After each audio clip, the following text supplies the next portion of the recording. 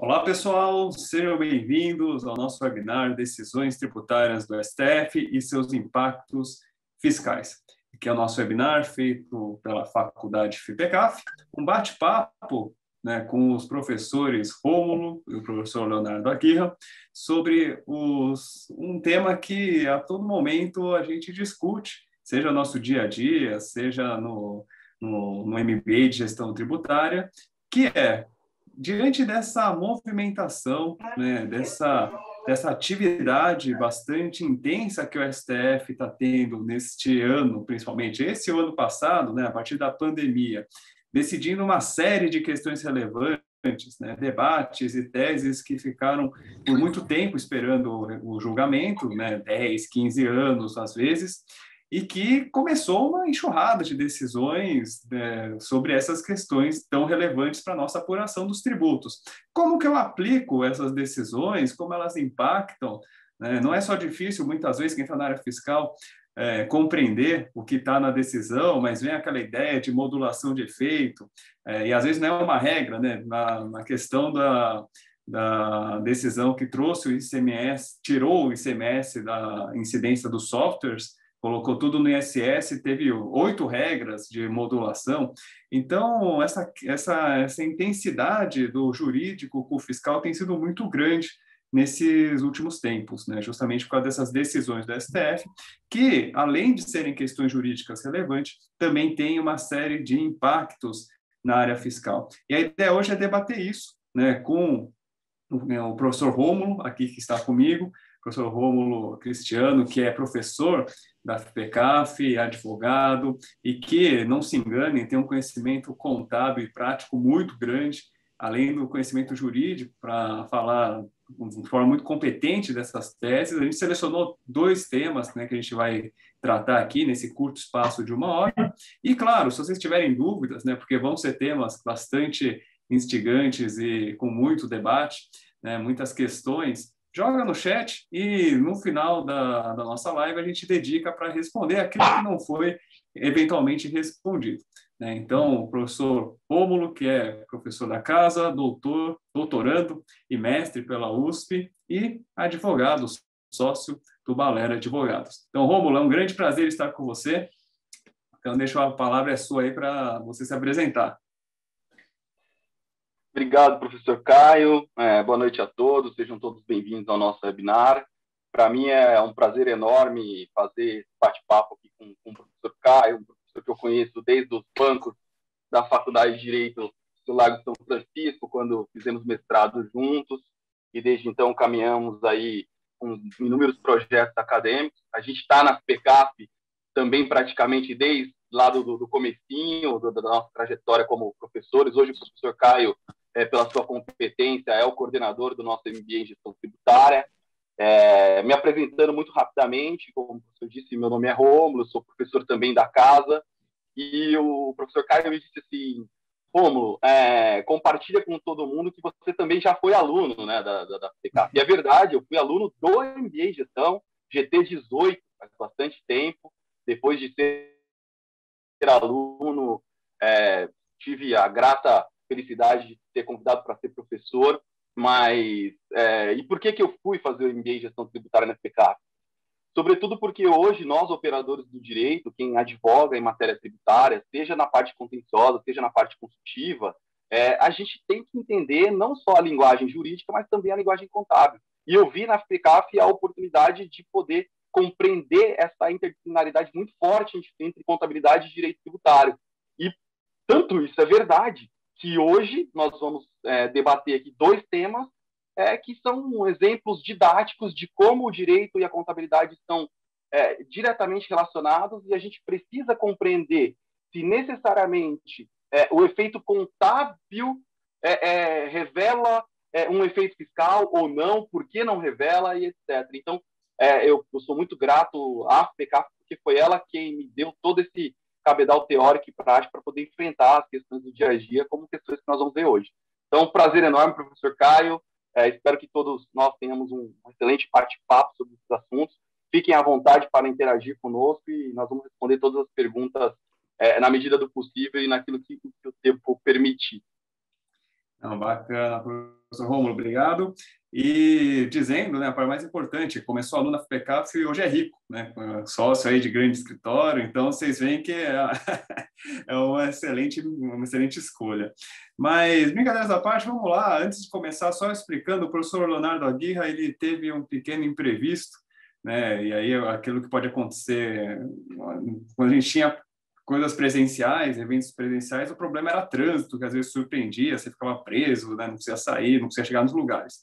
E aqui é quando acaba a luz, e foi o que aconteceu agora na situação do professor Leonardo da Guia. Acabou a luz e a gente está torcendo para que volte até que termine aqui o nosso bate-papo, mas de toda forma, ele voltando, ele chega, aparecendo, vai participar conosco, senão teremos aqui um bate-papo bem legal mesmo assim, entre eu e o professor Romulo. O professor Romulo adiantou, além de colegas, somos sobretudo amigos. Então, vamos lá, e vocês também, fiquem à vontade para interagir com a gente.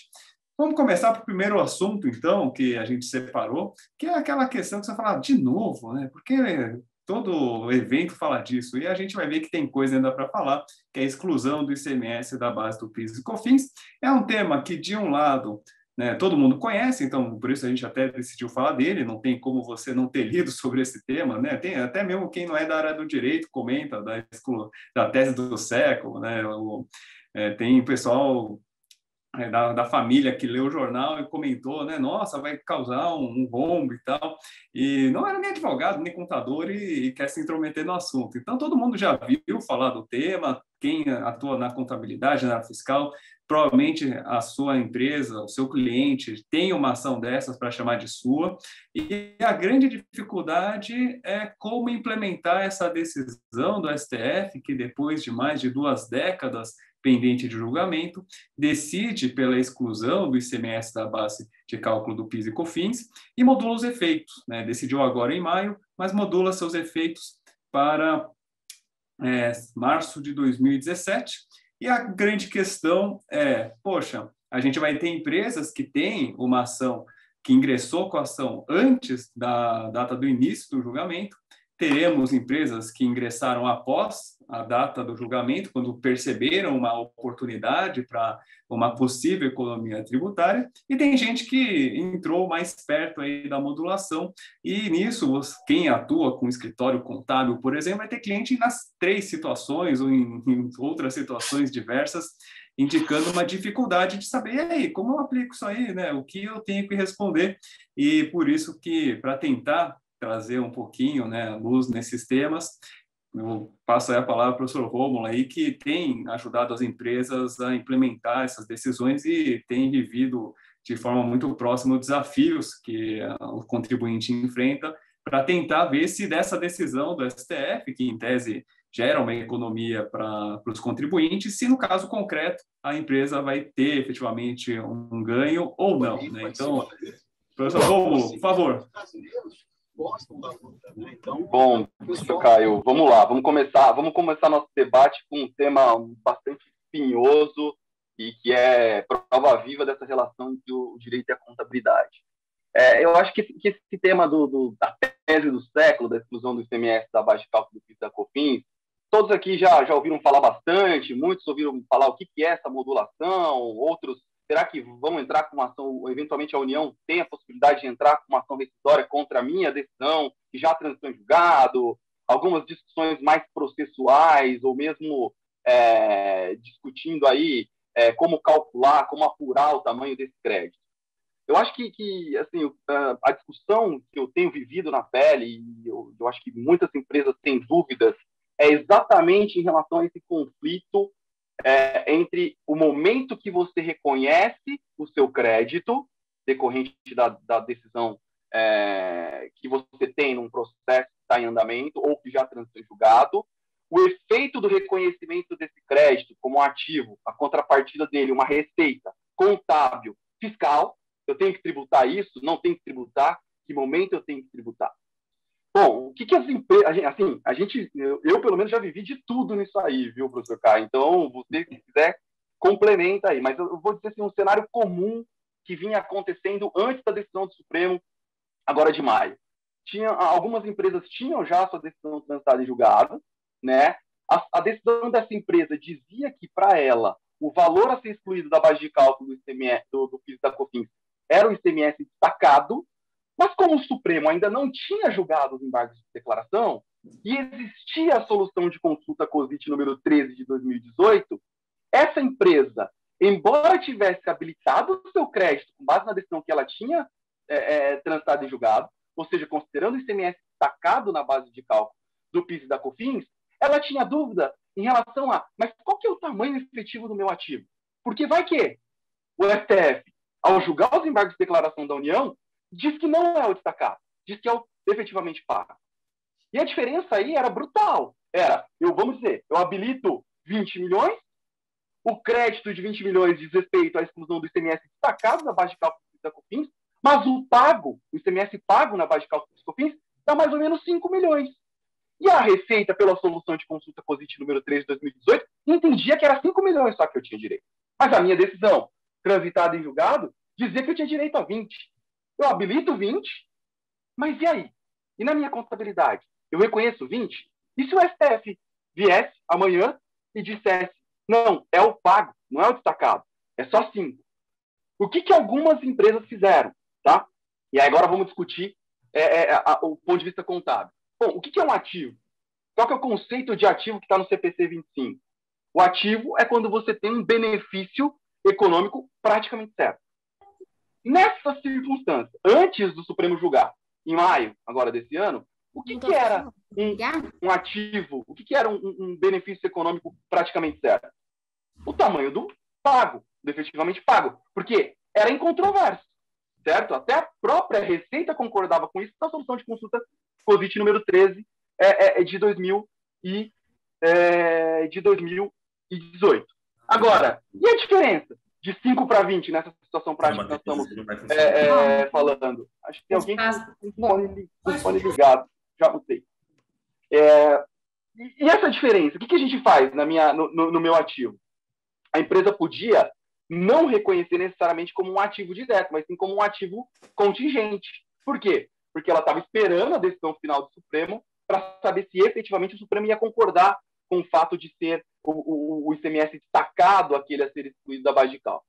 Mas esse era o cenário anterior. Aí o Supremo vem e julga. Antes disso, professor Romulo, só para o pessoal entender, né, principalmente quem é da contabilidade, eles confiam ali em nós, advogados, e aí o advogado fala, olha, tem já trânsito em julgado, que em tese é uma situação super segura, né, em termos de segurança jurídica, ou deveria ser, e a pergunta é, mesmo assim, o Supremo pode, né, uma decisão negativa, por mais que ele tenha essa decisão segura, pode ter algum tipo de contingência, né, então isso é importante para o pessoal já ficar de olho, né, como que é a evolução de um processo, não só o seu, mas quando a discussão está sendo discutida de forma geral, é importante realmente esse acompanhamento para sempre tomar as decisões corretas aí para proteger os interesses da empresa. Se eu puder falar rapidinho disso, eu sei que não é o tema, mas rapidinho, só para o pessoal entender porque é tão dinâmica essa questão das decisões do Supremo e como elas impactam realmente, mesmo aquele que já está seguro. Aquele que está esperando decisão sabe que vai impactar,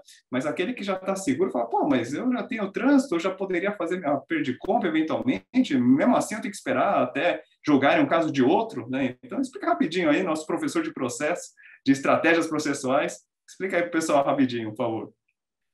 Tá, não, o seu questionamento, a sua indagação é importantíssimo, o Caio tem razão, porque assim, o que o professor Caio está querendo dizer? Olha, mas eu tive uma decisão que acabou, estou em julgado, é irrecorrível, ela disse que era o ICMS destacado, que excluía da base de cálculo da COFINS, por que eu já não podia reconhecer o meu crédito com base no ICMS destacado integralmente na minha contabilidade e começar a usar esse crédito?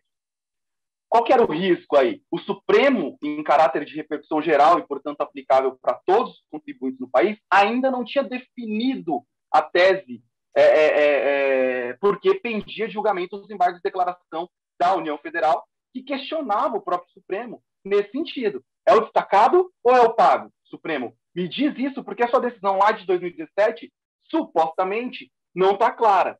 E qual que era o receio dessa pessoa que tinha o trânsito em julgado? Reconhecer todo esse ativo, começar a usar isso, mas amanhã o Supremo, naquele julgamento que ainda não tinha sido finalizado, dizer que era o pago. Ah, mas eu tenho uma decisão minha, segura, já transitada em julgado. Pode amanhã a União vir a questionar isso? Então, o receio de você que está ali dentro da empresa, na tomada de decisão, se você vai reconhecer já todo esse crédito inteiro e começar a compensar, se o Supremo definir que era o pago, diferente daquilo que era a sua decisão individual, em repercussão geral, em caráter vinculante, você pode amanhã dar elementos para a União eventualmente entrar com uma ação rescisória para questionar aquela decisão que era sua. Isso, a União vai ganhar uma ação dessa? O contribuinte também do lado de cá tem elementos fortíssimos, como o professor Caio já levantou, para dizer que não, que eu já tinha segurança porque era uma decisão transitada de julgado. A União não pode rever aquela decisão. Mas, diante desse risco, as empresas entendiam que elas não tinham ainda um benefício econômico praticamente certo em relação a todo o crédito. Ela só teria isso depois que o Supremo julgasse, finalizasse esse julgamento em sede de repercussão geral. Acho que era isso que você queria... Era sobre isso que você queria falar, professor? Não, com certeza. Só para o pessoal entender que mesmo depois, mesmo tendo uma decisão, claro que dá mais segurança, né? Isso a gente sempre passa nas conversas, em reuniões, até para justificar por que precisa de uma ação judicial muitas vezes, mas que mesmo tendo uma decisão favorável, ainda assim, o assunto ainda não morreu, né? Ainda pode ter uma sobrevida relevante aí, que era o caso de muitas empresas, com medo dessa tal ação rescisória, de uma mudança no próprio entendimento dele e isso afetar todos os resultados, como você está colocando aqui, né? O cara, além de ter que decidir qual é o que ele tem que reconhecer, quanto vai reconhecer, ainda tem o risco de tomar a decisão e depois de um ano e meio, vir uma nova discussão sobre aquilo que ele fez. E aí uma diferença de 15 milhões que a gente está falando não é brincadeira, né? É o suficiente para, se não matar, pelo menos ferir bem uma empresa. Era realmente uma diferença relevante que a gente notava na prática quando se falava entre o ICMS destacado e o efetivamente recolhido pela empresa. Qual que ia ali na base de cálculo do PIS da COFINS, né? E aí uma segunda discussão, essa é a pimenta anterior, porque depois que o STF veio e julgou agora em maio, aqueles que tinham reconhecido um ativo contingente já tinham a sua decisão transitada julgada, fizeram, ufa, agora eu posso reconhecer contabilmente o resto e começar a usar esse crédito. Então, não teria muita discussão. Agora, o novo debate e aqueles que tinham a sua decisão sobrestada, seu processo estava sobrestado, o que isso quer dizer? Todo mundo que tinha um processo em andamento, e quando o Supremo falou assim, olha, eu, Supremo, vou dar a palavra final sobre o assunto, muitos desses processos pararam. O Supremo falou, principalmente nesse ano, saiu uma decisão do presidente do Supremo, falou assim, sobreste todos os processos no Brasil de todas as empresas que discutem ICMS na base de cálculo da COFINS. Não anda mais nenhum, porque nós vamos dar a palavra final aqui. Para que a gente der a palavra final, os tribunais vão ter que adequar suas decisões àquilo que nós, Supremo, dissermos. Então, veio o Supremo e disse, agora, em maio, o CMS destacado é o que deve ser excluído da base de cálculo do PIS da COFINS. Alguns de vocês aí, podem ter a seguinte situação dentro da empresa. O meu processo está lá sobrestado. Ele não transitou em julgado ainda. Ele está parado. E a pergunta que vocês devem se fazer é, e agora? Eu já posso reconhecer contabilmente o meu crédito? É uma pergunta que vocês devem se fazer. Eu tenho que esperar o meu processo voltar a andar, transitar em julgado, para eu reconhecer esse crédito? Qual que é o efeito de eu reconhecer esse crédito agora? Quais são os impactos tributários do reconhecimento desse crédito? São perguntas muito importantes, porque, vamos dizer, a empresa do professor Caio tem um processo dele que está sobrestado. O da minha empresa também está sobrestado. O dele volta a andar agora. Encheram um saco lá do processo dele, fizeram andar, o processo andou, transitou em julgado. Transita em julgado mês que vem. O da empresa do Rômulo, eu enchi o saco lá na vara para fazer andar o meu processo, mas falaram, não, está na fila, doutor, está na fila. Transita em julgado no final de 2022. E aí? O efeito financeiro do professor Caio vai ser, antes da minha empresa, ele vai reconhecer já, sei lá, 5 milhões como ativo, contrapartida uma receita, resultado financeiro da empresa dele lá em cima, em 2021. O da empresa do Rômulo, como não andou o processo, por alguma questão de onde tramita esse processo, só vai voltar a andar ano que vem, eu não posso reconhecer esse crédito e eu vou deixar o meu resultado financeiro só para o ano que vem. É uma questão a se pôr na mesa. Então, algumas empresas vão ter um resultado financeiro que depende do trânsito julgado. Outras vão ter só o ano que vem, porque esse trânsito julgado vai tardar a vir a ocorrer, por uma demora do judiciário. É isso que a contabilidade espera. Aí a gente fica se perguntando, qual que é o conceito de ativo? Qual que é o conceito de ativo do CPC 25? Benefício econômico praticamente certo. Eu me pergunto, tem algum resultado diferente para que se chegue no processo da empresa do professor Caio e no meu processo? Nenhum. Os dois têm um resultado único e inafastável. Aplicar a decisão do Supremo dizendo, exclui-se o ICMS destacado da base de cálculo da COFINS. Isso eu tenho certeza absoluta. É o que vai acontecer. Não tem para onde fugir. Do ponto de vista processual, os dois processos vão ter que se enterrar do mesmo jeito, com essa decisão. Agora, o momento que eu vou esperar encerrar o processo para que eu tenha esse resultado financeiro e reconhecimento desse ativo? Ou será que, nas duas situações, a gente já tem um benefício econômico praticamente certo em vista?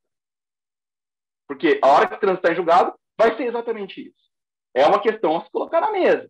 Porque eu digo isso porque todos os auditores externos, todos quem trabalha em auditoria externa, acordou com a cabeça desse tamanho, com muitas empresas ligando no outro dia, no dia seguinte ao julgamento do Supremo, agora em maio, falando assim, olha, meu processo não voltou, está parado, não voltou a andar ainda não transitou julgado, mas eu vou reconhecer o meu ativo, né? Afinal, não tem para onde fugir. Meu processo só tem um único caminho, ele vai terminar exclusão de ICMS da base de cálculo da COFINS.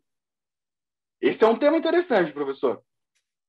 Mas aí, professor Rômulo, diante do fato de que a Receita Federal muitas vezes entende, né, que o reconhecimento tem que ser com o trânsito em julgado, você me convenceu aqui, né, falou com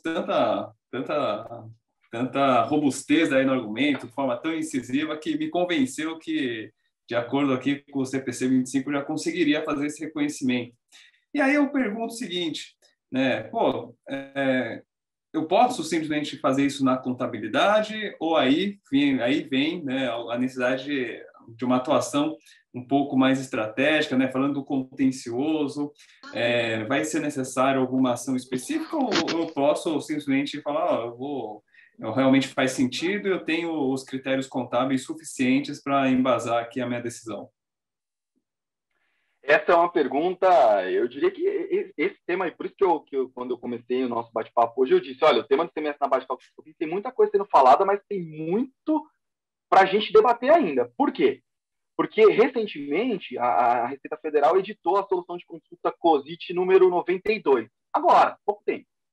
E ela disse o seguinte, para a Receita Federal, ela falou assim, quando é que você tem um crédito decorrente de decisão transitada e julgada e você tem uma receita que, para mim, você tem que tributar, inclusive, pelo IR e pela CES, porque você já teria uma receita tributável. Quando é isso? Para mim, Receita Federal. Para mim, Receita Federal, você tem efetivamente essa receita decorrente dessa decisão judicial quando você tem disponibilidade jurídica. E quando que é que você tem disponibilidade jurídica? No trânsito em julgado. Ela entendeu. Aí você me pergunta assim, professor Romulo, mas se eu tenho um mandado de segurança, eu ainda talvez nem tenha valor no trânsito julgado. Na verdade, eu ainda nem sei se eu vou usar esse crédito inteiro ou não. Na verdade, será que eu tive, do ponto de vista do direito tributário, acréscimo patrimonial, uma renda realizada? Será que eu consigo usar isso daí já no trânsito julgado? No trânsito julgado eu já posso transmitir uma declaração de compensação? Já posso usar esse crédito? Já que ele é uma receita tão líquida, certa e exigível, tributável, como diz a Receita Federal, porque eu tenho disponibilidade jurídica. Basta ter disponibilidade jurídica para que algo seja tributável pelo imposto de renda? Né? Essa é uma pergunta que a gente se faz. Porque quando o professor Caio chama a atenção, ele fala assim, olha, tudo bem, eu vou reconhecer esse ativo lá na minha contabilidade, porque eu tenho um benefício econômico praticamente certo. Mas qual que é o efeito disso? Porque se a gente olhar pelo regime de competência da empresa, reconhecer um crédito, digamos, 1 milhão. Qual a contrapartida disso? Uma receita. Uma receita que vai, no regime de competência, naquele período de apuração, impactar, provavelmente, o meu imposto de renda e minha contribuição social sobre o lucro. Agora, a pergunta que o professor Caio está fazendo é, essa receita contábil é uma receita tributável ou eu posso excluir isso do meu LALUR e não tributar agora? É isso que o professor Caio está perguntando. O que eu E diria? aí, só um adendo, Romulo, só para explicar aqui também, né, porque essa questão é interessante, porque a gente tem, né, quando a gente pensa em uma ação judicial, a gente consegue tanto né, discutir uma tese ou reconhecer um direito com o que a gente chama de uma ação declaratória, uma ação ordinária e um mandado de segurança, o famoso mandado de segurança. Só que o mandado de segurança ele tem algumas vantagens de, em tese, ser mais rápido. Hoje, na prática, não está sendo. Mas, em tese, é mais rápido, é mais barato, né, não tem sucumbência, mas ele tem uma limitação, que ele não pode reconhecer já um direito à devolução, o que a gente chama de repetição do indébito. O mandado de segurança, no máximo, ele reconhece um direito, né? Minha empresa tem direito a poder compensar um crédito. Quanto? Tem um montante, normalmente, que é estimado, mas efetivamente vai ser tudo apurado e validado posteriormente em processo administrativo. Ou seja, né? Então você entrou com a ação da exclusão do ICMS da base, com o mandado de segurança, achou o direito. E o que vai transitar em julgado ainda não é nem você recebendo, já tendo a homologação do crédito, é o direito de você chegar lá na Receita, bater na porta e falar, ó, tem uma decisão que diz que eu tenho esse direito, agora vamos sentar na mesa e dizer quanto que vai ser esse meu crédito, como vai ser a compensação e tudo mais. E aí vem a grande pergunta, né, que é, pô, diante dessa decisão, né, eu já antes mesmo de fazer a compensação, a homologação, já reconheço a receita, já consta lá no meu balanço, já vai estar a tributação também. Aí como funciona? Essa é uma questão que desde o começo o professor Romulo discutia comigo lá em salas, em outras circunstâncias, e quero saber a sua opinião, Romulo. E aí, como a empresa faz? Como você tem sugerido, né, para as empresas lidarem com essa questão, principalmente quando a empresa entrou com o MS, que está aí ou pendente, ou que vai transitar em julgado, ou transitou, como que é a melhor forma aí dela proceder? Bom, essa é uma pergunta que todos se fazem recentemente, mas existe sim aí um debate que e assim, do ponto de vista prático, o que eu posso dizer? Do ponto de vista prático posicionamento da Receita Federal do Brasil. Posicionamento da Receita Federal do Brasil, inclusive reafirmado agora em solução de consulta POSIT número 92 de 2021, que ela leu de novo o ato declaratório interpretativo 25 de 2003, que não falava de mandado de segurança, falava de ação declaratória, e a ação declaratória no final você executa, não é tão ilíquido como o professor Caio disse, você executa, chega ao valor do seu crédito mesmo, etc. Falava de mandado de segurança, que tem uma decisão transitar julgado, mas ainda tem um caminho a percorrer para começar a usar o meu crédito. Como o professor Caio disse, eu tenho que pegar minha decisão transitar julgado, fazer um pedido de habilitação de crédito perante a Receita Federal. A Receita vai definir esse pedido de habilitação de crédito e só então eu posso começar a transmitir as minhas declarações de compensações para usar esse crédito. Agora, a pergunta que fica qual o posicionamento da Receita Federal do Brasil?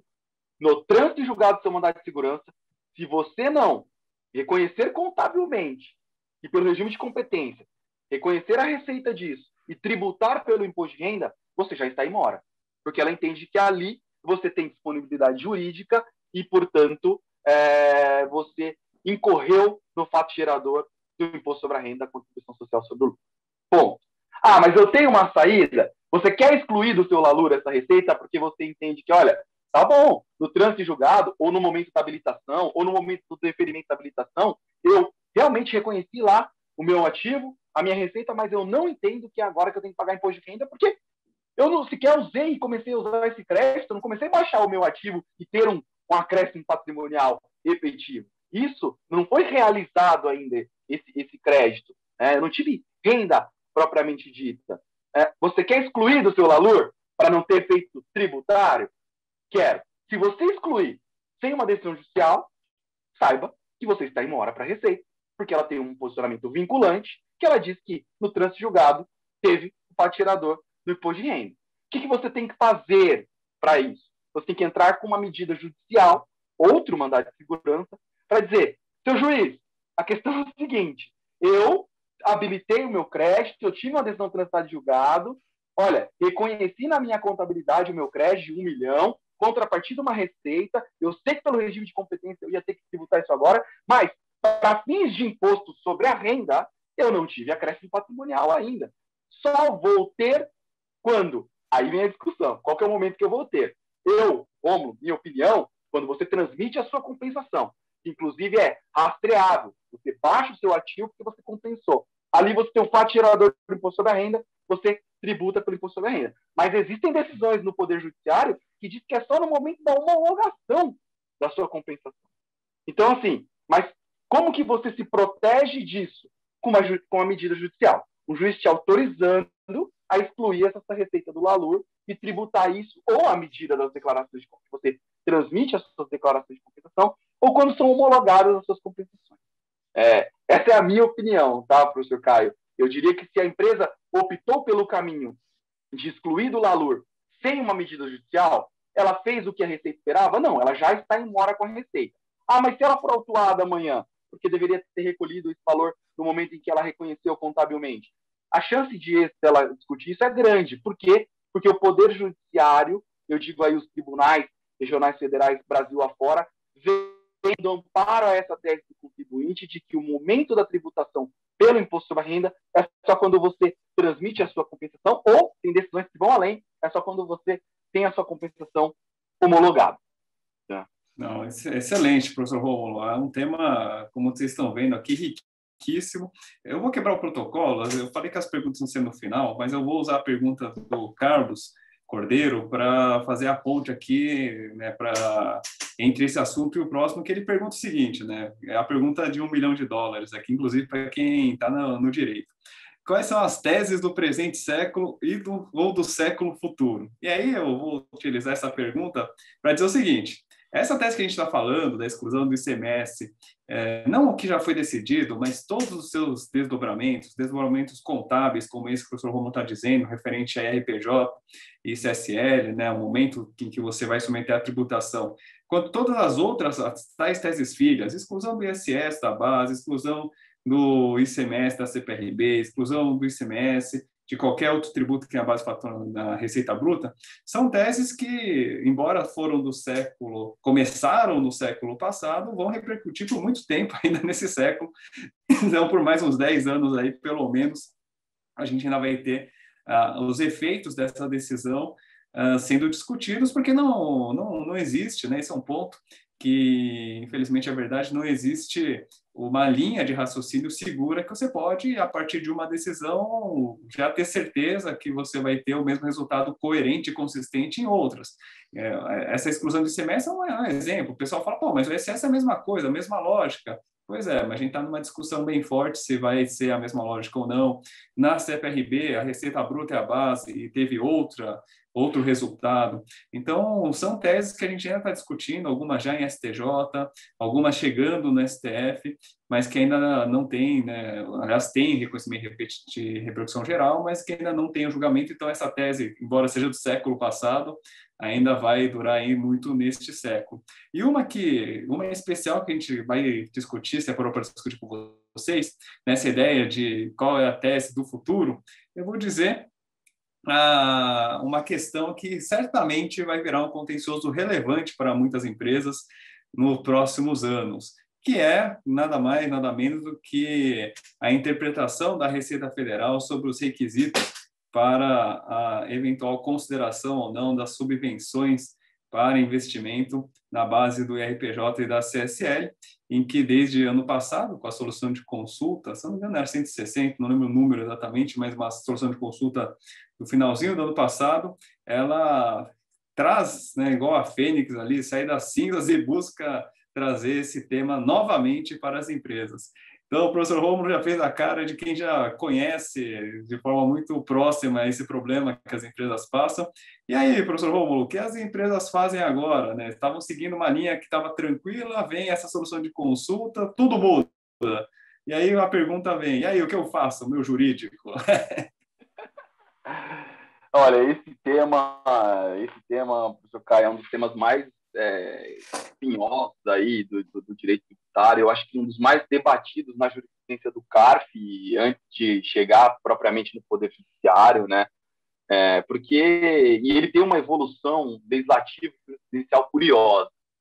Só para a gente retomar o que é o tema da subvenção que o professor Caio está dizendo, basicamente, os estados podem subvencionar, criar benefícios para os contribuintes, né, por meio de subvenções, que eram chamadas de subvenções para custeio ou subvenções para investimento, né? Então, se eu tinha lá um crédito presumido de ICMS, eu olhava para esse crédito presumido de ICMS como o quê? Como uma subvenção para custeio ou investimento. E qual que seria basicamente a diferença de custeio e investimento? Custeio era quando eu usava esse benefício fiscal que eu tinha para a manutenção das minhas atividades. Investimento é quando o Estado concedia esse benefício fiscal e eu tinha que usar dentro de um plano de implementação ou expansão da minha atividade econômica. E aí começou-se a discussão tributária. Por que a discussão tributária? Porque do ponto de vista legal, se fosse considerado subvenção para custeio, você teria a tributação do PIS, da COFINS, isso seria considerado uma receita, do imposto de renda e da contribuição social sobre o lucro. Se fosse considerado subvenção para investimento, você não teria a tributação de nenhum desses 4 tributos. Então, imaginem vocês que quando o contribuinte tinha esse benefício fiscal instituído por algum Estado, ele, obviamente, queria considerar isso sempre uma subvenção para investimento, para fugir da tributação disso daí. E aí, tem um parecer super antigo, da década de 70, que é o parecer 112 de 68, que foi ditar quais seriam os requisitos para se considerar um determinado benefício fiscal como uma subvenção para investimento. E o que era basicamente isso? Era isso. Você tem que ter o governo criando isso com o objetivo de implementar ou expandir a atividade econômica do contribuinte e que o contribuinte, na prática, efetivamente utilizasse esse benefício na expansão ou implementação da sua atividade. O que isso quer dizer? Começou-se ao discutir se eu tinha uma subvenção para investimento ou para custeio, olhar um carimbo dentro da contabilidade. Você usou esse crédito de presumido de ICMS para quê? Para custo, ativo fixo, ou você usou para expansão de investimento, implementação, e realmente no seu ativo não circulante, isso daí?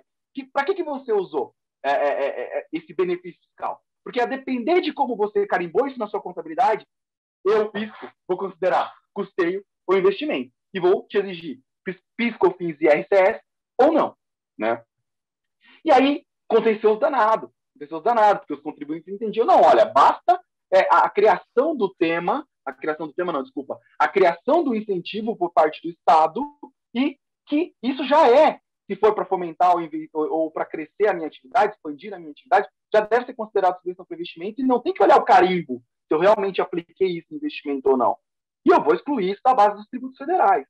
Mas gerou um enorme contencioso, enorme insegurança jurídica para saber se era custeio ou investimento. Até que, em 2017, surgiu a Lei Complementar 160, e nós todos, ufa, agora está resolvido no plano legal, né? O legislador veio e disse, olha, todo e qualquer incentivo fiscal deve ser considerado subvenção para investimento, desde que cumpridos os requisitos do artigo 30 da Lei 12.973, a 12.973 de 2014. O que esse artigo 30 dizia? É o seguinte, desde que você pegue esse incentivo e guarde em reserva de lucros, ou reserva de incentivo, hoje denominada reserva de incentivo, e que você não distribua esse incentivo para o sócio, que você só use isso para prejuízo ou para aumento de capital, mas não distribua. Aí todo mundo falou assim, bom, então tá bom, morreu a discussão. Se é benefício, não tem mais olhar se é custeio ou não, carimbo, se eu investi isso ou não, só tem que cumprir com os requisitos da 12973, né? Aí, posteriormente, o fisco editou a sua solução de consulta mencionada pelo professor Caio, interpretando a Lei Complementar 160 de 2017, dizendo, olha, veja bem, quando a Lei 12973 diz subvenção para investimento, ela fala que tem que ser para investimento mesmo, ou seja, para implementação ou expansão das atividades econômicas. Então, eu, fisco, entendo que se você tiver algum tipo de benefício fiscal do ICMS, por exemplo, você tem que efetivamente investir isso. O que o fisco fez com essa... O que a Receita Federal fez com essa solução de consulta número 145 de 2020? Trouxe todo o debate anterior do parecer normativo lá da década de 70 para hoje. Então, o contribuinte que hoje trata todo o benefício fiscal como subvenção de investimento fosse, sem se atentar que tem que cumprir com o requisito da 12973, que registrar isso em reserva de lucro, não distribuir e você usar isso daí só para absorção de prejuízo e para aumento de capital, e ainda levar em consideração que a Receita vai olhar o carimbo disso, se foi para investimento ou não, ele pode estar em risco. Ele pode estar em risco. Mas existe uma saída. E aí o professor Caio sabe bem da discussão judicial que existe sobre esse tema, né, professor? Eu queria devolver a bola para você aí, falar um pouquinho também do que você pensa disso aí que eu falei até agora. Não, na verdade, eu vou segurar porque o professor Leonardo falou que vai conseguir entrar, cara. Então, esse tema, quero ouvir a opinião dele. E aí, enquanto ele vai entrar aqui, eu vou até aproveitar para voltar, enquanto o professor Leonardo está entrando, que esse tema eu fui escolhido especialmente para a gente ouvir a opinião dele sobre o tema, é muito interessante, para mostrar que o tema anterior, da exclusão do ICMS, realmente vai ter ainda, né, muitas teses, ainda muita briga. Tem duas perguntas aqui que eu já vou adiantar e que mostram exatamente algumas discussões. A primeira é da Camila, que ela traz aqui, olha, tendo o trânsito em julgado, fazendo a obtenção do crédito e for deferido, podemos fazer as compensações por decomp com esse número de processo ou é obrigatório retificar as FDs contribuições?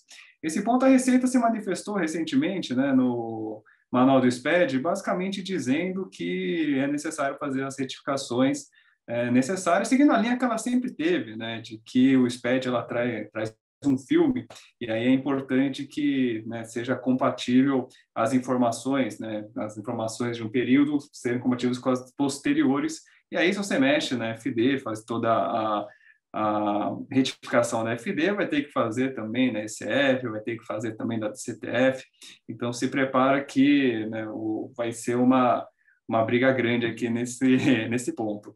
E outra discussão muito interessante que o Leandro traz, né, e aí é outra questão que vai precisar de uma atuação no contencioso, é justamente a questão do crédito na entrada, né, professor Romulo? A questão de se, com a exclusão do ICMS da base do PIS e COFINS, se efetivamente isso afeta o meu crédito ou não, já que não teve um pronunciamento, vamos dizer, oficial, né, normativo para todos, do STF, Receita Federal e PGFN. E, na verdade, Leandro, né, embora realmente não houve uma solução de consulta, nada nesse sentido, já existe, né, um posicionamento da Receita Federal em alguns casos individuais, não sei se o professor Romulo já pegou casos assim, já viu alguns casos em que a Receita ela passa a questionar realmente o crédito. O que, da minha parte, entendo que não é uma decorrência lógica, né, essa conclusão, que a exclusão do ICMS afeta efetivamente o crédito, né, na lei não tem uma vinculação do crédito, nem mesmo com os valores que foram recolhidos, diferentemente do ICMS e IPI. Então, me parece que é uma tese, né, realmente, que tem argumentos sólidos para questionar, mas fato é que existe essa discussão, já está sendo implementada, e aí eu vou passar a palavra para o professor Romulo para rapidamente, se já viu algum caso desses, enquanto o professor Leonardo está entrando aqui, acabei de ver ele, e aí a gente volta para o tema das subvenções novamente. Não, professor Caio, tem um pessoal do meu time que está aqui assistindo o webinar e deve estar dando risada porque nós recebemos esse questionamento essa semana, foi levantado aqui no webinar, e a minha resposta foi basicamente na linha que você acabou de seguir, que é, olha, a discussão do crédito é outra discussão.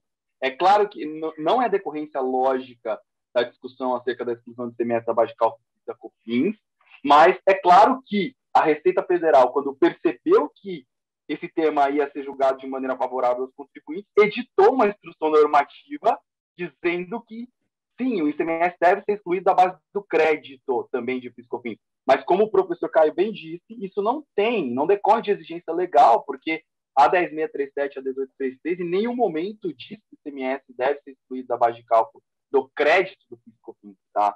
Então, pode ser, a gente pode ter aí um novo contencioso, que é a interpretação da Receita versus o que está na lei. A interpretação da Receita em instrução normativa vai além do que é previsto na lei.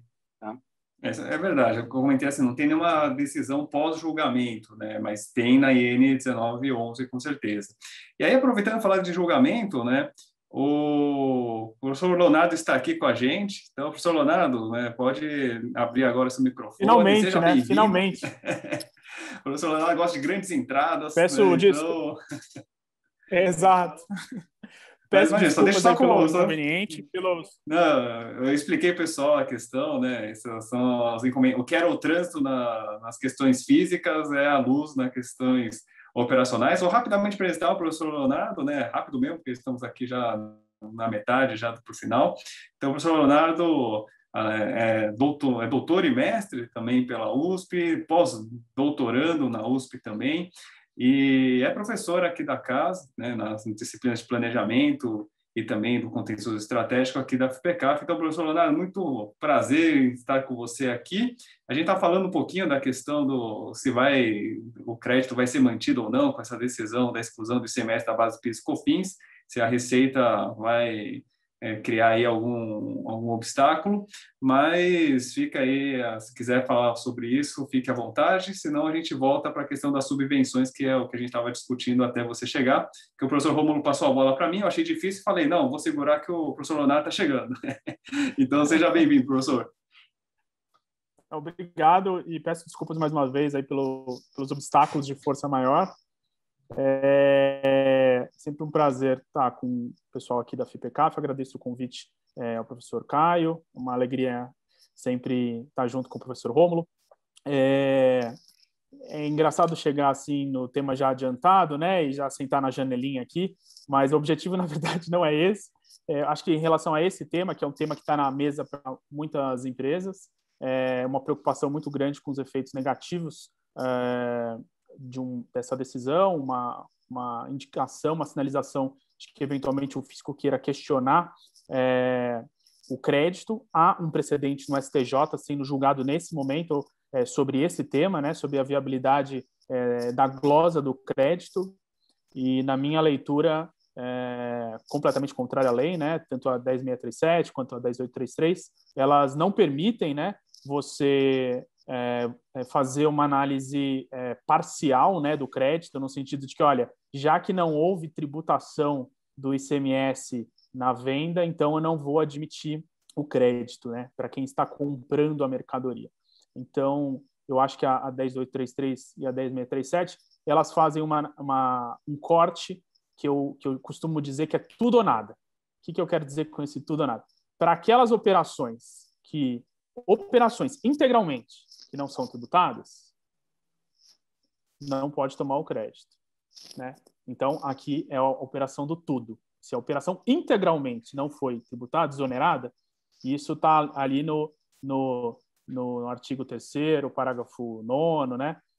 Tem uma indicação muito clara de que todas as operações desoneradas não vão gerar crédito. Isso é uma operação do todo. Mas ela não admite, a legislação não admite uma leitura parcial, no sentido de que se um pedacinho não foi tributado, não vai gerar crédito. Isso não está na lei. Então, isso é uma interpretação do fisco que é contrária à lei, e existe um voto já contrário ao entendimento dos contribuintes no STJ, nessa matéria, que nos preocupa muito, mas ele é claramente contrário à lei. Então, essa é a minha visão assim, em relação a isso. Eu acho que não deveria haver debate sobre isso. Primeiro, que o Supremo não julgou essa matéria, não julgou o crédito. Segundo, que é contrário à lei. Então, esses dois fundamentos, para mim, são suficientes para dizer a gente tem que autorizar esse crédito, né?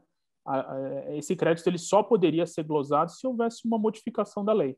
Eu sei que existe já posicionamento doutrinário em sentido contrário, bem robusto. Inclusive, tivemos recente debate nas mesas do IBDT sobre esse tema e vi ali que existem posicionamentos interessantes sobre essa matéria, mas eu continuo acreditando que tem um corte que é importante, que é a legislação não foi alterada. Se a legislação não foi alterada, eu acredito que o crédito tem que ser mantido. Então, essa é a minha leitura e continuo esperançoso que o STJ dê o melhor entendimento, respeitando os limites da lei.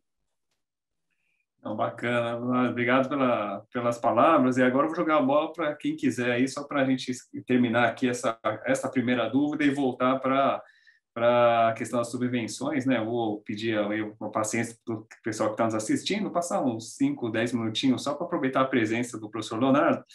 E aí, para mostrar que realmente essa questão da tese do século não acaba nunca, né? A Camila pergunta do ICMS-ST, né? Que não teve a menção na lesão da exclusão pelo STF, e ela quer saber se, como não teve a menção, excluindo, se isso já significa que precisa tributar ou não, que, se eu não me engano, é outro tema que o STJ está analisando também. Mas, por favor, quem quiser falar, tem a palavra. Respeitar a ordem dos quem já estava falando, né, professor Rômulo? Então, a bola está com você. Eu só comento os seus comentários, fica mais fácil para mim. Bom, prazer enorme estar com o professor Leonardo aqui. É o que o professor Caio disse, hoje em dia a gente tem que lidar com a questão de tecnologia, não é o trânsito, mas também pode atrapalhar, e muito legal que deu tempo de você chegar e integrar o nosso bate-papo, professor. Bom, sobre a questão do ST, realmente não foi objeto de decisão expressa por parte do Supremo na tida tese do século, né? Do ponto de vista, se a gente analisar a legislação, o substituto tributário tem previsão expressa para ele poder incluir o ICMS-ST da base de cálculo da COFINS, do PIS da COFINS. O problema aí está em relação ao substituído, né? Inclusive tem algumas soluções de consulta contrária, dizendo que o substituído tem que sim colocar o ICMS-ST na base de cálculo do PIS da COFINS, e por isso surgiu um novo contencioso, e as empresas começaram, adiante desse posicionamento restritivo do fisco, entendendo que o substituído deve promover a inclusão do ICMS-ST na base de cálculo do PIS da COFINS, começaram a ingressar para questionar especificamente esse tema. O que eu posso dizer é que, a não ser que o professor Leonardo e o professor Caio tenham aí um posicionamento diferente, mas eu tenho visto e vivido bons precedentes em relação a esse tema nos tribunais regionais federais. O Supremo, os tribunais têm amparado a tese do contribuinte, dizendo que isso não importa o momento do recolhimento desse ICMS, mas sim que ele não deve ser considerado uma receita do contribuinte, portanto, não deve ser base de cálculo do PIS da COFINS. Então, pode ser nova tese do século, não sei, aposto mais nos problemas da subvenção para investimento aí, e eu queria até passar a bola para o professor Leonardo comentar a questão do ST, mas aí, professor Leonardo, trazendo para o debate também da subvenção para investimento, o que a gente estava comentando era, olha, existem alguns problemas em relação ao que era o cenário do parecer normativo de 78, depois a lei complementar 160 de 2017, a interpretação mais restritiva do fisco na solução de consulta 145, e aí, diante dessa interpretação restritiva do fisco, que implementou na prática o que a lei complementar está dizendo, qual caminho eu posso seguir, sabendo que se eu já estou excluindo, dizendo, olha, todo e qualquer benefício fiscal meu é subvenção para investimento, porque a lei complementar assim disse, não quero saber o que o fisco disse na solução de consulta 145. Bom, você pode até não querer saber, mas ele vai olhar se você investiu isso ou não na sua contabilidade, que ele disse que vai olhar. Então, o risco de você ser autuado, ele existe. Existe aí uma questão estratégica muito interessante, que era sobre isso que eu iria falar, e eu passo a bola para você, que é, olha, o Poder Judiciário já se manifestou, seja pelo STJ, ou vai agora voltar a julgar esse tema no âmbito do STF, de maneira favorável a tirar isso da base de cálculo do PIS e da COFINS, no precedente do STF, e do IR e da CS no precedente do STJ, sem entrar no debate se eu carimbo isso como custeio ou investimento. Aí eu passo a bola para o professor Leonardo para falar, olha, tem uma estratégia aí que é talvez judicializar o tema, né, professor?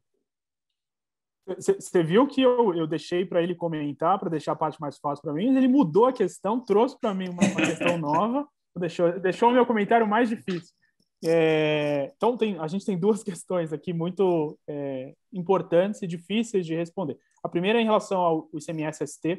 Eu acho que esse tema, realmente, ele precisa de uma nova leitura. Eu acho que a decisão do Supremo ela não resolve o problema, deu o caminho das pedras, né? Conceitos gerais.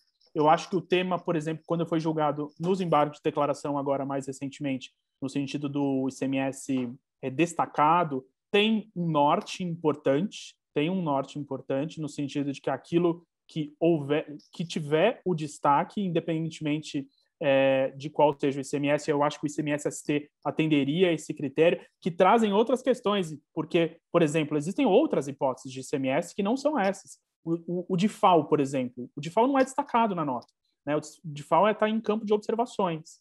Então, se a gente for seguir à risca o critério que foi dado pelo Supremo, a gente vai abrir novos contenciosos, né? Então, a gente precisa de novas decisões, isso não está respondido.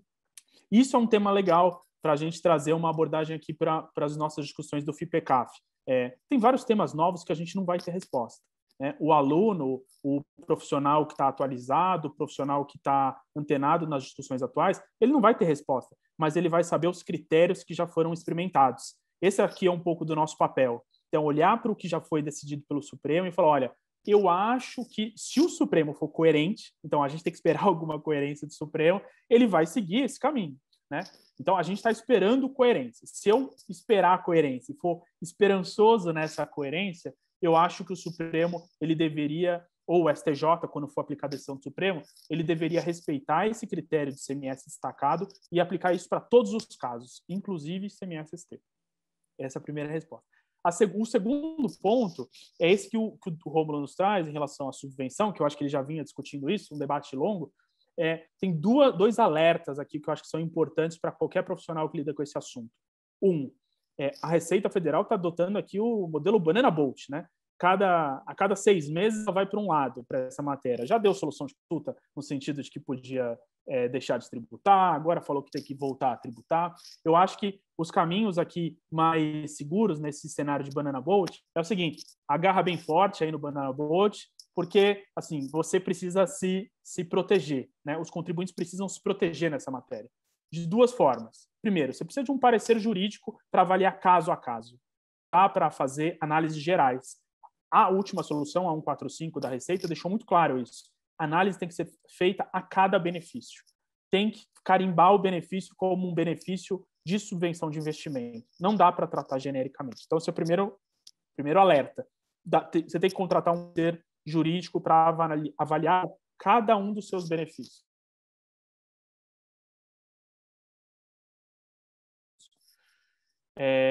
No dia 17 de novembro, agora, vai ser julgado o tema 843, em que o Supremo pode mudar tudo. O Supremo pode mudar tudo nessa matéria. Se ele julgar o crédito presumido de ICMS e disser que não tributa em nenhuma hipótese, ressalvadas as ações em curso, no fundo ele está dizendo o seguinte: contribuintes, ajuizem ações.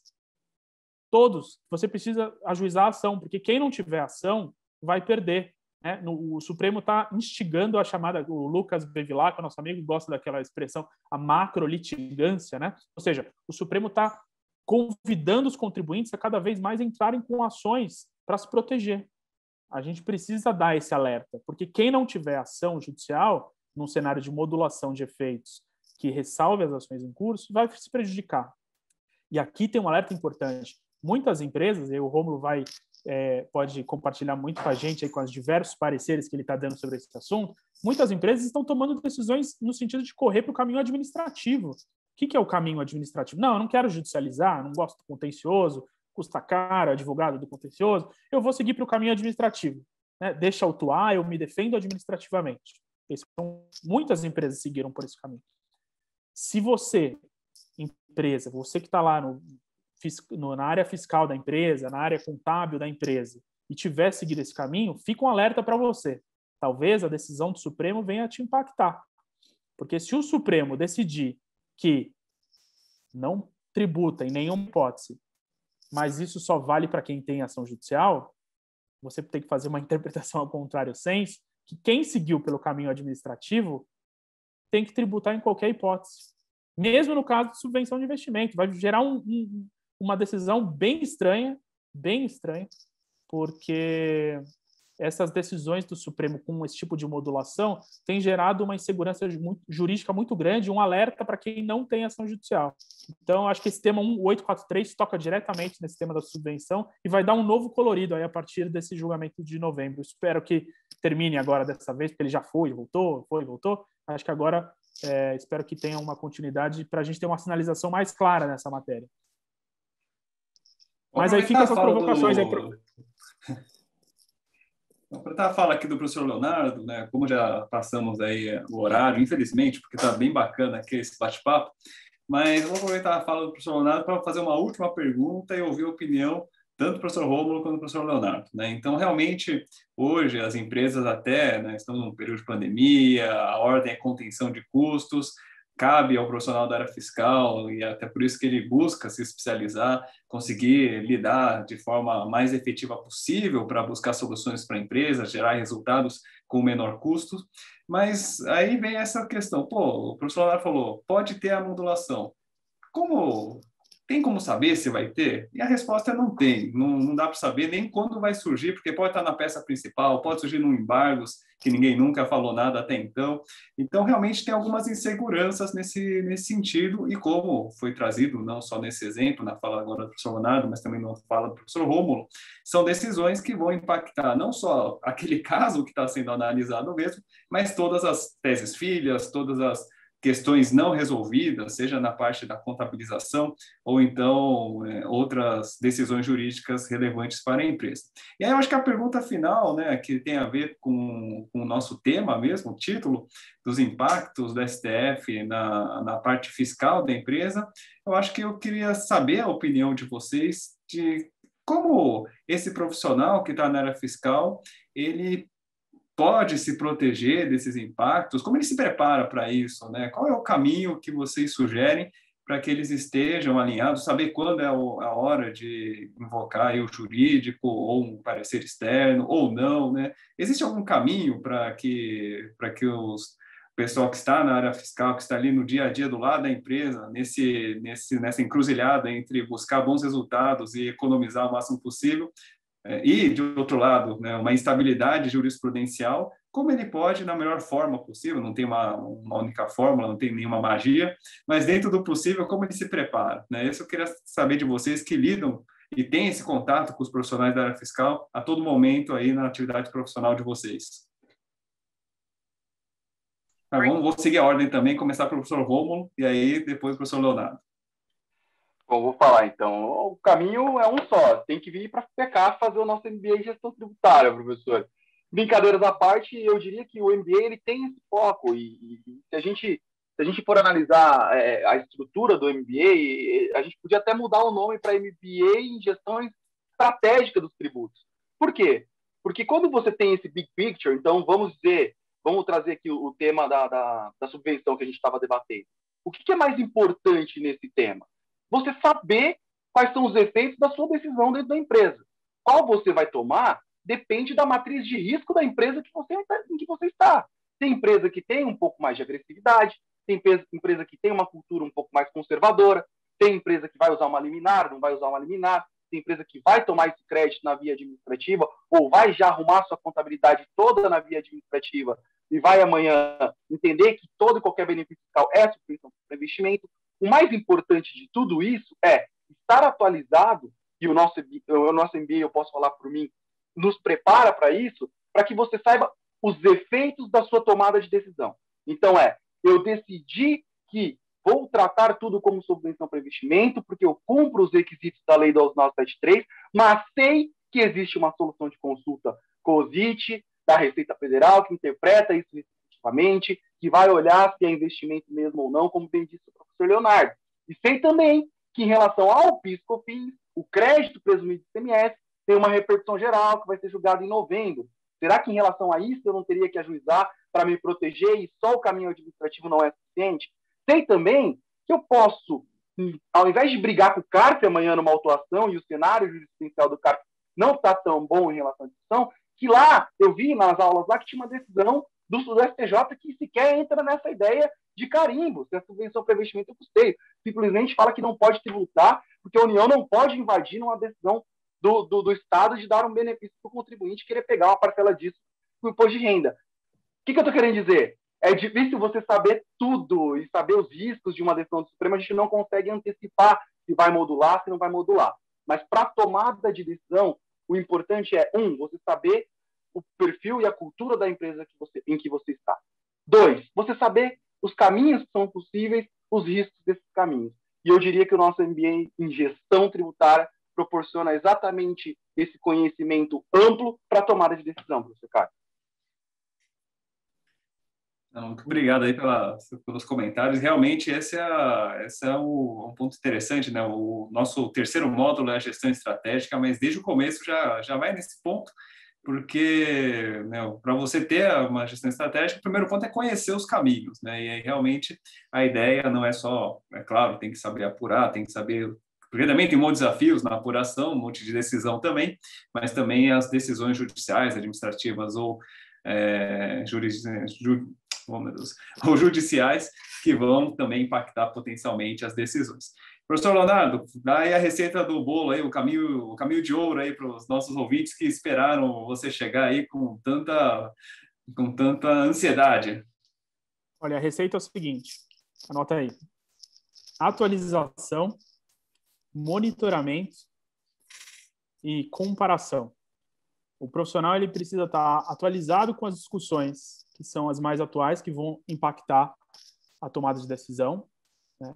O segundo ponto é monitorar se essas questões que são controversas estão na iminência de serem julgadas pelos tribunais superiores, pelo CARF, monitorar as decisões da Receita Federal, mas não adianta só monitorar sem conhecer quais são os critérios. Então, o primeiro passo é realmente se atualizar para conhecer quais são as questões controversas. Então, na atualização, você fazendo o curso do FIPK, você vai ter essa noção de quais são essas controvérsias para você ficar de olho. Então, eu identifiquei o que vai impactar o meu negócio. Agora eu vou monitorar como que está isso na jurisprudência. E a comparação é que eu gosto muito, e esse é o critério que pouca gente se utiliza, mas é fazer o chamado, uma expressão em inglês que chama benchmark. O que é o benchmark? É uma coisa sofisticada aí para falar que você vai olhar para o seu concorrente. Basicamente é isso. Olha para os segmentos, olha para o que o seu concorrente está fazendo. Ah, mas é que eu sou muito melhor que o meu concorrente. Tenha humildade e olhe para o seu concorrente, porque às vezes você se surpreende. E talvez o concorrente não precisa ser o concorrente dentro do seu segmento, do seu nicho, né? Tem determinadas questões tributárias que tocam mais de um nicho. Então, você está na indústria de aço, aí você tem uma outra discussão para a indústria de frango. Tanto o aço quanto o frango são companhias exportadoras. Então, você olha para os nichos das exportadoras e você acaba descobrindo debates importantes que podem impactar o seu negócio.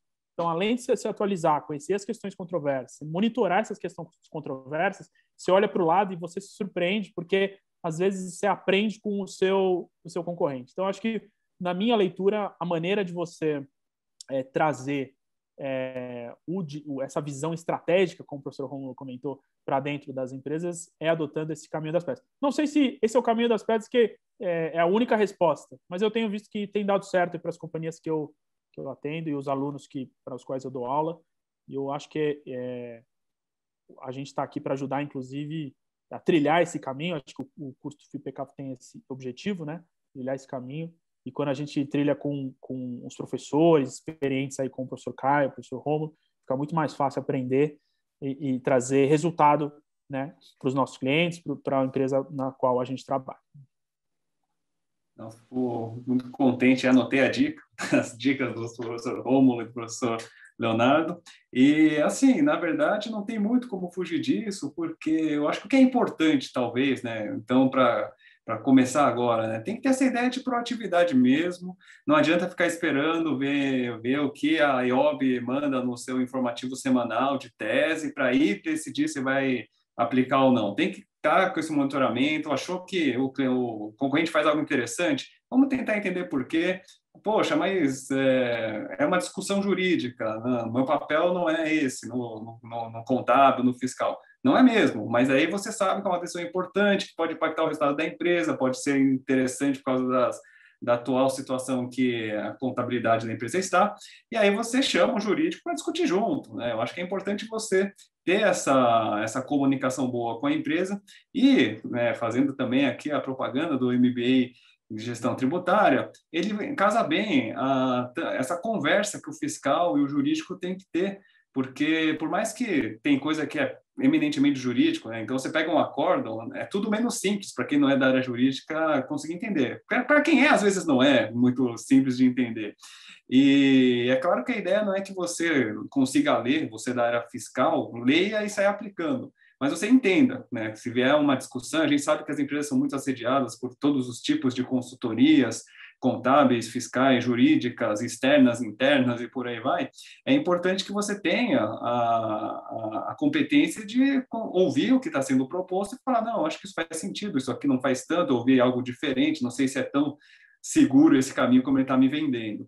E quem é da área fiscal, como o professor, da área jurídica, como o professor Rômulo trouxe na primeira parte, não adianta hoje só ter a tese. Muitas vezes o cliente fala, e aí, ganhamos a liminar, o que eu faço com isso? Né? Eu ganhei o trânsito em julgado, como isso agora vai espelhar no meu resultado? Então, a gente cada vez mais vê essa intersecção mesmo e a nossa proposta no MBA é essa, porque como não tem muito para onde fugir, seja de quem está na área jurídica ou fiscal ou contábil, mas esse caminho que o professor Leonardo trouxe, eu não saberia repetir as 3 letras com que ele utilizou, as 3 ações com tanta competência, né? Mas não tem outro caminho a não ser realmente de você conseguir identificar quais são as oportunidades, depois buscar avaliar, né, dentro da empresa, e aí todo mundo junto, para saber se é boa ou não, quais são os riscos, quais são os caminhos, né, que são possíveis, e aí ver como os outros estão fazendo, porque de repente tem alguma ideia lá que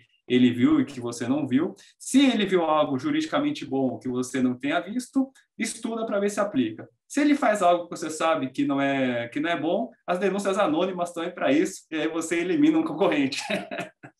Mas brincadeiras à parte, eu acho que isso, É isso mesmo. trouxe aí uma visão bacana do assunto.